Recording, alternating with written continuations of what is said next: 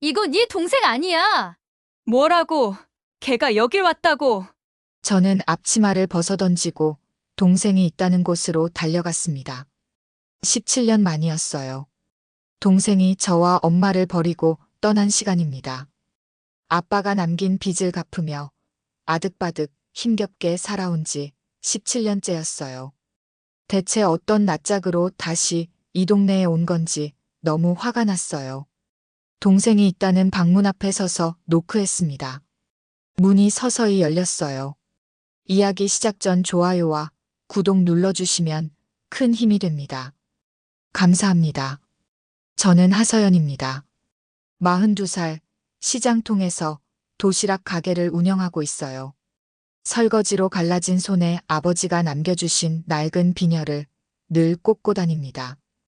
그 비녀가 제게는 마지막 남은 자존심 같은 거예요. 그날도 평범한 밤이었습니다. 마지막 손님이 가고 칼국수 국물을 끓이고 있을 때 미옥이 전화를 걸어왔어요. 미옥은 제 절친이자 목욕탕 겸 작은 여관을 운영하는 친구입니다. 평소와 다른 다급한 목소리였어요. 서연아, 내 동생. 젊은 남자 손잡고 우리 모텔로 들어왔다. 그 순간 제 온몸이 얼어붙었습니다. 17년 동안 입에 올리지도 않았던 이름, 하서진. 동생 이름이 다시 제 귀에 들어오는 거예요. 뭐라고? 서진이야, 하서진. 내 동생 맞더라. TV에서 봤던 그 사람. 미옥의 말이 끝나기도 전에 저는 앞치마를 벗어던졌습니다. 끓던 국물도 그냥 두고 뛰쳐나갔어요. 빗물이 제 얼굴을 때렸지만 신경 쓸 겨를이 없었습니다. 미옥의 모텔까지 가는 길, 머릿속이 복잡했어요. 2008년 우리 가족이 무너진 그날이 자꾸 떠올랐습니다. 아버지의 한복 공방이 문을 닫게 되고 사채업자들이 들이닥치던 그 혼란 속에서 서진은 돈을 들고 사라졌어요. 그때 서진은 23살이었습니다. 골목에 핑크 네온 사인이 흐릿하게 번지고 있었어요. 지옥문 같다는 생각이 들었습니다. 제가 서진을 그렇게 미워했던 이유는 단순했어요. 저는 남아서 무너지는 집을 떠맡았는데 서진은 떠나서 잘 먹고 잘 살았다고 생각했거든요. 모텔 앞에 서니 다리가 떨렸습니다. 정말 17년 만에 그 배신자를 다시 만나게 되는 건가. 미옥이 나와서 제 팔을 잡았어요. 서연아, 203호야. 근데 그 젊은 남자는 비서 같던데. 비서라고요? 그게 무슨 상관이에요? 중요한 건 서진이 돌아왔다는 거잖습니까? 17년 동안 연락 한 번 없었던 그가 왜 지금 나타난 거죠? 계단을 오르면서 가슴이 터질 것 같았습니다. 머리에 꽂힌 비녀가 흔들렸어요. 아버지께서 한 땀의 정성으로 만든 거다라고 하시며 제게 주셨던 그 비녀 말입니다. 그때는 그 말이 무슨 뜻인지 몰랐지만 지금 생각해보니 아버지만의 철학이었던 것 같아요. 203호 앞에서 저는 잠시 멈췄습니다. 문 너머로 희미한 불빛이 새어나오고 있었어요. 정말 서진이 있을까? 17년 동안 제가 품어온 분노와 원망이 한꺼번에 몰려왔습니다. 손을 들어 문을 두드렸어요. 똑똑. 몇 초 후 문이 열렸습니다. 그리고 그곳에 서진이 서 있었어요. 서진을 17년 만에 다시 본 순간 저는 말문이 막혔습니다. 예전의 앳된 모습은 온데간데 없고 맞춤 수트를 입은 성숙한 남자가 서 있었어요. 무표정한 얼굴이었지만 눈동자가 약간 떨리는 게 보였습니다. 누나. 서진의 목소리였어요. 낮고 조심스러운 음성이었습니다. 저는 그 순간 화가 났어요. 17년 동안 어디서 뭘 하고 살았는지, 왜 이제야 나타났는지 따지고 싶었습니다. 너. 말을 시작하려던 그때 복도 끝에서 누군가의 발걸음 소리가 들렸어요. 돌아보니 어머니가 서 계셨습니다. 71살의 말순 어머니께서 지팡이를 짚고 힘들게 걸어오고 계셨어요. 서진아, 정말 내가. 어머니의 목소리가 떨렸습니다. 그런데 그 다음 순간 어머니가 비틀거리시더니 그대로 바닥에 쓰러지셨어요. 어머니. 저와 서진이 동시에 소리쳤습니다. 급하게 달려가서 어머니를 부축했어요. 어머니의 얼굴이 창백해지고 계셨습니다. 숨쉬기도 힘들어 하시는 모습이었어요. 119에 신고해야 해. 서진이 바로 전화를 걸었습니다. 저는 어머니를 안고 있으면서 눈물이 났어요. 평생 미싱 앞을 지키며 강인하게 사셨던 어머니가 이렇게 약해 보이신 게 처음이었거든요. 구급차가 도착할 때까지 서진과 저는 말을 주고받지 않았습니다. 다만 어머니를 걱정하는 마음은 같았어요. 17년의 시간이 무색하게 우리는 자연스럽게 협력했습니다. 그때 모텔 주인이 나타났어요. 박두진이라는 65세 정도의 남자였습니다. 어머니를 보더니 깊은 한숨을 쉬었어요. 말순 누님이. 박두진의 표정에서 뭔가 알고 있다는 느낌을 받았습니다. 그런데 구급차 소리가 가까워지면서 그런 생각을 할 여유가 없어졌어요. 구급대원들이 어머니를 들것에 태웠습니다. 급성 신부전 의심이라고 했어요. 병원으로 가야 한다고 했습니다. 저는 구급차에 타면서 서진을 봤어요. 서진도 따라오려고 하는 것 같았습니다. 너는 오지 마. 저도 모르게 그런 말이 나왔어요. 아직 서진을 용서할 준비가 안 됐거든요. 어머니가 쓰러진 상황에서도 17년간 쌓인 원망을 떨쳐낼 수는 없었습니다. 하지만 서진은 자기 차로 병원에 왔어요. 응급실 앞에서 저와 서진은 다시 마주했습니다. 제가 장판 냄새 밴 점퍼를 입고 있는 동안 서진은 말끔한 수트 차림이었어요. 그 대비가 17년간의 격차를 보여주는 것 같았습니다. 누나, 어머니는 어떻게? 내가 신경 쓸 일 아니야. 저는 차갑게 대답했어요. 그런데 그때 박두진이 나타났습니다. 저를 보더니 이상한 말을 했어요. 내 아버지 손. 그 한 땀 잊었니? 무슨 말인지 이해할 수 없었습니다. 아버지는 9년 전에 돌아가셨는데 갑자기 왜 아버지 이야기를 하는 거죠? 박두진의 눈에는 뭔가 말하고 싶은 게 있어 보였지만 저는 어머니 걱정으로 머리가 꽉 찼어요. 의사가 나와서 어머니 상태를 설명했습니다. 심장이 많이 약해져 있고 당분간 중환자실에 계셔야 한다고 했어요. 저는 그 순간 무너질 것 같았습니다. 어머니마저 잃으면 제가 혼자 남게 되잖아요. 중환자실 앞 의자에 앉아 있으니 과거가 주마등처럼 떠올랐습니다. 2008년 제가 25살이었을 때의 일들 말이에요. 그해 글로벌 금융위기로 우리 가족의 한복 공방도 큰 타격을 받았습니다.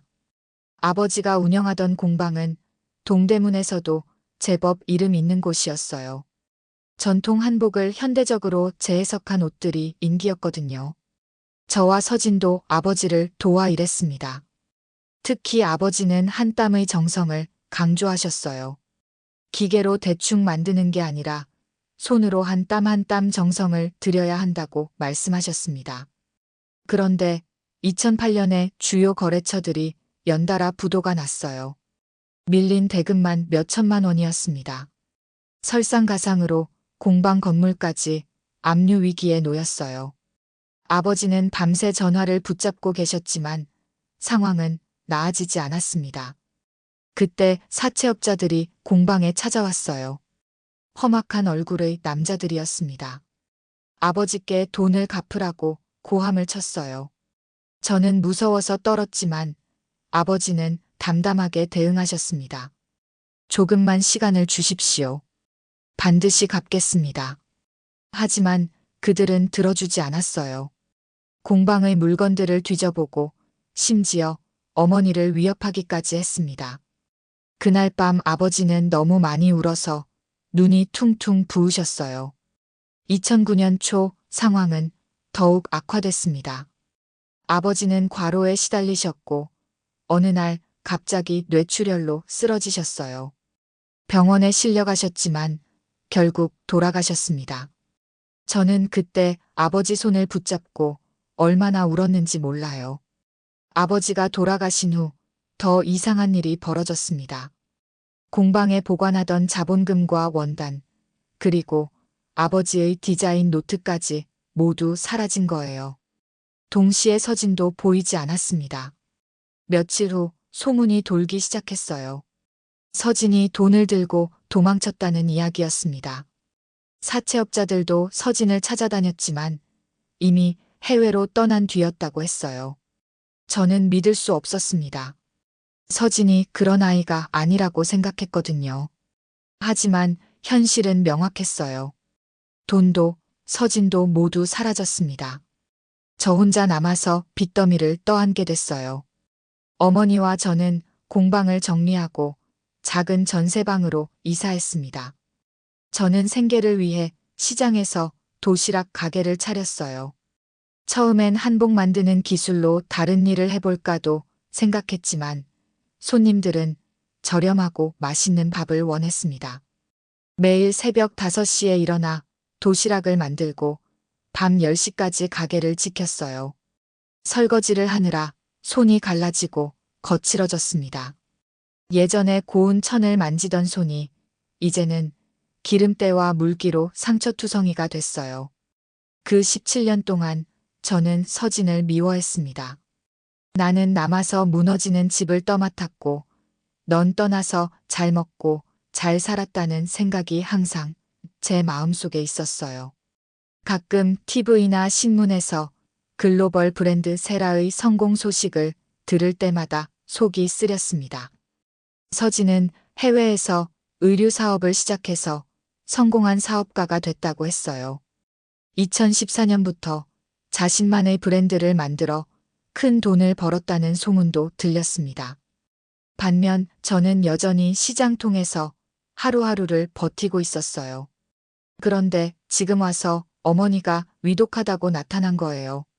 17년 동안 연락 한 번 없었던 서진이 말입니다. 저는 화가 났어요. 어머니가 건강하실 때는 어디 있었는지, 왜 지금에야 나타난 건지 이해할 수 없었습니다. 중환자실 불빛을 보면서 저는 생각했어요. 과연 서진이 진짜로 가족을 걱정해서 온 건지 아니면 다른 목적이 있는 건지 말입니다. 응급실에서 밤을 샌 다음 날 박두진이 다시 나타났습니다. 손에 오래된 금고, 열쇠와 낡은 봉투를 들고 있었어요. 저는 어머니 걱정으로 정신이 없었는데 박두진이 제게 다가왔습니다. 서연아, 이제 줄 때가 됐다. 뭘 주신다는 거예요? 박두진은 주변을 둘러보더니 저를 조용한 곳으로 데려갔어요. 그리고는 봉투를 제게 내밀었습니다. 내 아버지께서 15년이 지나고 두 딸이 다시 만나면 연락오 하셨다. 봉투 안에는 아버지의 친필 편지가 들어 있었어요. 17년 만에 보는 아버지 글씨에 눈물이 났습니다.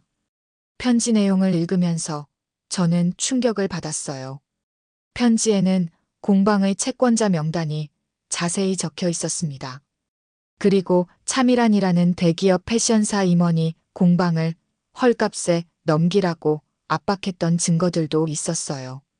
가장 놀라운 건 아버지가 직접 녹음한 테이프였습니다. 서진아, 내가 해외로 가야 한다. 여기 있으면 위험해진다. 누나는 공방의 이름을 지키고 너는 멀리서 실력을 기를 수 있도록 내가 길을 만들어 줄게. 아버지 목소리였어요. 떨리는 목소리로 서진에게 당부하는 내용이었습니다. 테이프를 들으면서 저는 무릎이 꺾였어요. 17년 동안 제가 알고 있던 모든 게 잘못됐다는 걸 깨달았거든요. 편지 마지막에는 이런 문장이 있었습니다. 한 땀의 약속을 잊지 마라. 정성을 다해 만든 것은 반드시 보상을 받는다. 제가 머리에 꽂고 다니는 비녀를 만들면서 하셨던 말씀이었어요. 박두진이 설명을 이어갔습니다. 내 아버지는 공방의 이름과 사람을 모두 지키고 싶어 하셨다. 서진이를 해외로 보낸 건 추적을 피하기 위해서였어. 그리고 나는 모텔을 차린 것도 바이어들과 채권자들의 시선을 피하기 위해서였지. 저는 말문이 막혔습니다. 서진이 배신자가 아니라 아버지의 계획에 따라 움직인 거였다니요. 그럼 17년 동안 제가 품어온 분노와 원망은 뭐가 되는 거예요? 그때 서진이 나타났어요. 커피 2잔을 들고 있었습니다. 제게 한 잔을 건네려다가 제 표정을 보고 멈췄어요. 누나, 무슨 일이야? 저는 편지를 서진에게 보여줬습니다. 서진이 편지를 읽는 동안 얼굴이 점점 창백해졌어요. 특히 아버지 육성이 담긴 테이프를 들을 때는 눈물을 흘렸습니다. 아버지께서 정말. 그럼 넌 알고 있었어? 이 모든 걸? 서진이 고개를 끄덕였어요. 처음엔 이해할 수 없었어. 왜 갑자기 해외로 가라고 하시는지, 왜 누나랑 연락하면 안 된다고 하시는지. 하지만 아버지께서 설명해 주셨어. 우리 가족을 지키기 위한 방법이라고. 저는 화가 났어요. 그럼 17년 동안 서진은 진실을 알고 있었다는 거잖아요. 제가 혼자서 모든 걸 짊어지고 고생할 때 서진은 편안하게 해외에서 사업을 했다는 거예요. 지금 와서 무슨 소용이야? 이미 다 끝난 일인데. 서진이 제 손을 잡으려 했지만 저는 뿌리쳤습니다. 진실을 알았다고 해서 17년간의 상처가 사라지는 건 아니에요. 제가 겪은 고통과 외로움이 없어지는 것도 아니고요. 누나, 나는 매일 돌아오고 싶었어. 매일 누나와 어머니가 어떻게 지내시는지 궁금했다고. 그럼 왜 연락 안 했는데? 한 번이라도? 아버지께서 절대 안 된다고 하셨어. 내가 연락하면 추적당할 수 있다고. 그럼 누나도 위험해진다고 하셨어. 서진의 지갑에서 오래된 흑백 사진이 떨어졌어요. 어린 시절 우리 자매와 아버지가 함께 찍은 사진이었습니다. 사진이 너무 낡아서 가장자리가 해졌어요. 서진이 그 사진을 줄곧 가지고 다녔다는 게 믿어지지 않았습니다. 하지만 아직 저는 서진을 용서할 수 없었어요. 진실이 무엇이든 결과적으로 서진은 성공했고 저는 고생했잖아요. 그 현실은 바뀌지 않습니다. 다음 날 오전 서진 측 변호사가 병원에 나타났습니다. 정장을 단정히 차려입은 중년 남성이었어요. 그는 저에게 두툼한 봉투를 건넸습니다. 어머니 병원비와 당분간 생활비입니다. 봉투 안에는 수표가 들어있었어요. 꽤 큰 금액이었습니다. 저는 그 순간 기분이 나빠졌어요. 돈으로 모든 걸 해결하려는 것처럼 보였거든요. 이런 건 필요 없어요. 저는 봉투를 변호사에게 던져버렸습니다. 수표들이 바닥에 흩어졌어요. 변호사는 당황스러워했지만 저는 신경 쓰지 않았어요. 17년 동안 어디 있었는데 지금 와서 돈으로 해결하려고 해요? 그때 병원 로비 입구에서 구두 소리가 들렸습니다. 중년 여성이 당당한 걸음으로 걸어오고 있었어요. 차미란이라는 이름표를 달고 있었습니다. 증거 서류에 나왔던 바로 그 사람이었어요. 하서진 씨, 찾기 어려웠네요. 차미란의 목소리는 차갑고 날카로웠습니다. 그녀는 서진을 보더니 비웃듯 말했어요. 세라 브랜드 상표권과 디자인 도용으로 소송을 제기했습니다. 언론에도 이미 알렸고요. 서진의 얼굴이 굳어졌어요. 차미라는 계속해서 독서를 내뱉었습니다. 과거 내 아버지도 결국 사인하려고 했잖아. 우리 조건에 말이야. 그 말을 듣는 순간 저는 화가 머리끝까지 치밀었어요. 제가 봤던 증거들과 완전히 다른 이야기를 하고 있었거든요. 아버지를 모욕하는 것 같았습니다. 무슨 소리예요? 우리 아버지는 그런 분이 아니에요. 차미란이 저를 쳐다봤어요. 비웃는 표정이었습니다. 아, 언니분이군요. 시장에서 도시락 장사한다고 들었는데 여전히 가난하게 사시네.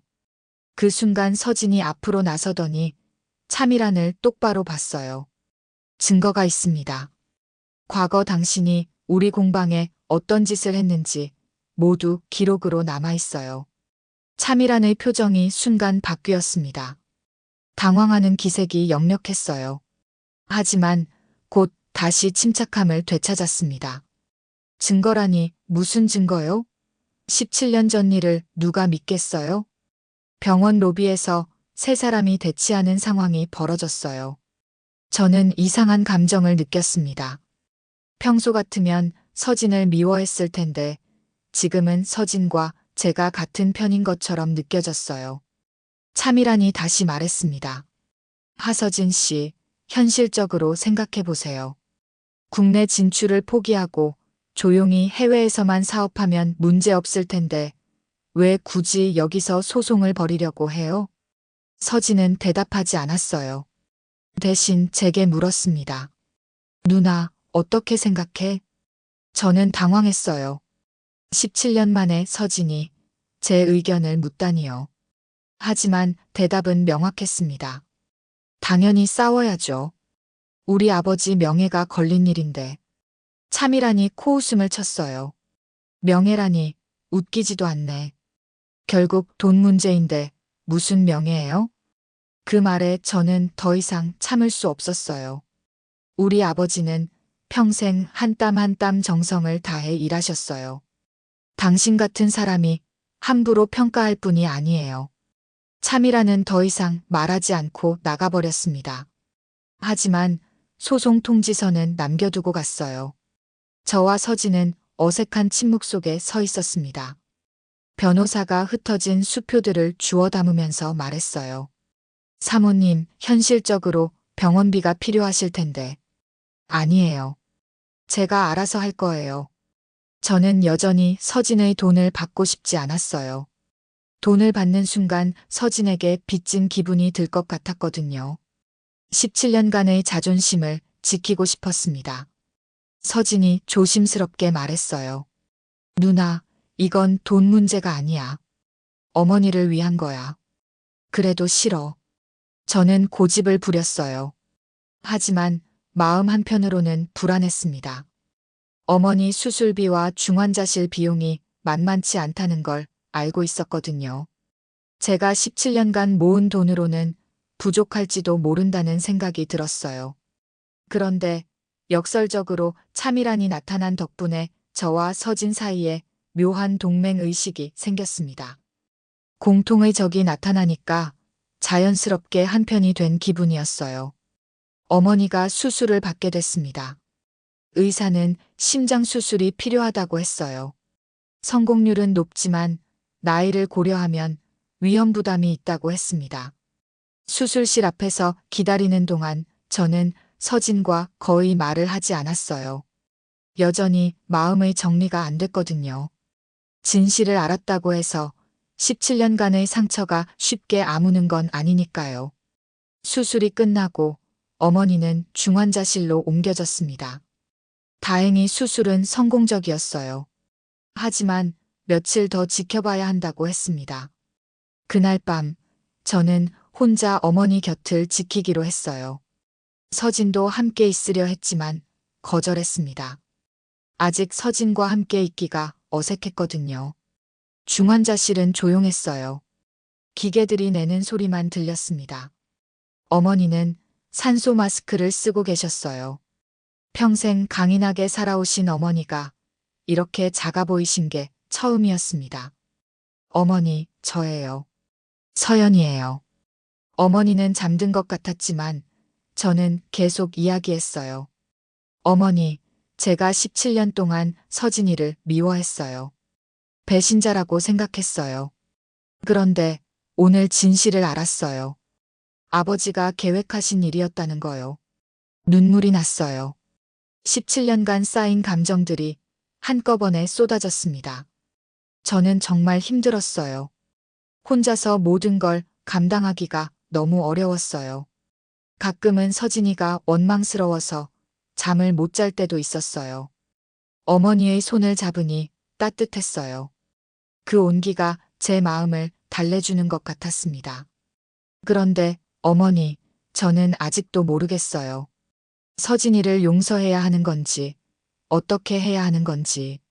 새벽 4시경, 어머니가 눈을 뜨셨어요. 산소 마스크 때문에 말씀하기는 힘들어 하시지만 눈으로 저를 보고 계셨습니다. 어머니, 괜찮으세요? 어머니가 약한 목소리로 말씀하셨어요. 서연아, 엄마가 할 말이 있다. 저는 어머니 가까이 귀를 기울였어요. 사실은 서진이와 연락을 끊게 한 건 엄마였다. 저는 깜짝 놀랐어요. 아버지가 계획하신 일이라고 생각했는데 어머니가 개입하신 거였다고요? 아버지는 계획을 세우셨지만 실제로 실행한 건 엄마였어. 서진이가 몇 번이나 연락하려고 했는데 엄마가 막았다. 어머니 목소리가 떨렸어요. 둘 다 지키고 싶었어. 큰애는 이름을, 작은애는 숨을. 그래서 연락을 끊게 했어. 저는 말문이 막혔어요. 17년 동안 서진이 연락을 안 한 게 아니라 어머니가 막으셨던 거였다니요. 서연아, 엄마가 잘못했다. 너희 둘을 너무 오래 떨어뜨려 놨어. 어머니가 제 머리에 꽂힌 비녀를 쓰다듬으셨어요. 이 비녀 기억하니? 내 아버지가 만들면서 하신 말씀? 한 땀의 약속이요? 그래. 한 땀 한 땀 정성을 다해 만든 건 반드시 보상을 받는다고 하셨지. 내 아버지는 너희 남매를 그렇게 키우셨어. 한 땀 한 땀 정성을 다해서. 저는 울음이 터져 나왔어요. 어머니의 고백을 듣고 나니 서진에 대한 감정이 복잡해졌습니다. 미워해야 할 대상이 사라진 기분이었어요. 서연아, 이제 서진이 손 잡아라. 너희는 남매야. 어머니 말씀을 들으면서 저는 생각했어요.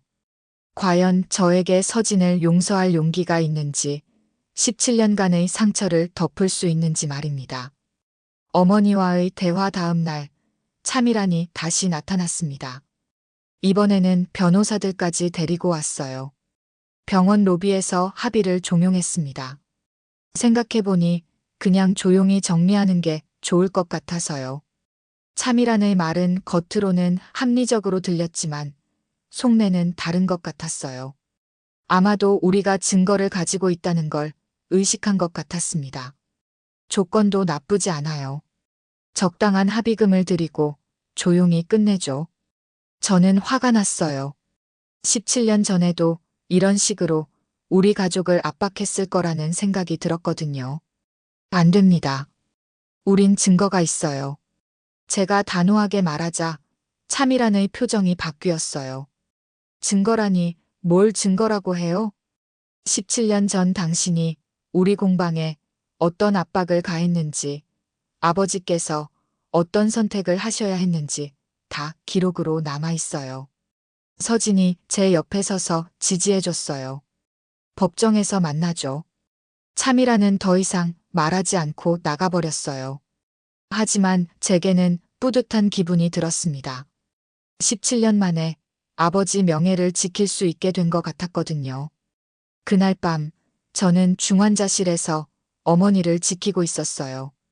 서진도 병원에 있었지만 따로 대기실에서 기다리고 있었습니다.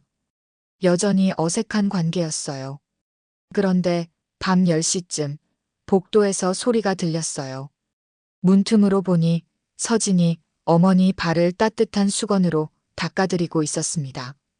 어머니, 발이 차가우시죠? 혈액순환이 안 되면 안 좋아요. 서진의 목소리는 조심스럽고 다정했어요. 돈이 아니라 손으로 하는 진짜 정성이었습니다. 저는 그 장면을 보면서 마음이 흔들렸어요.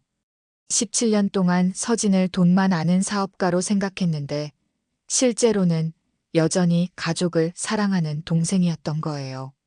그동안 제가 서진을 얼마나 오해했는지 깨달았습니다. 어머니가 깨어나셨어요. 서진을 보시더니 약한 목소리로 말씀하셨습니다.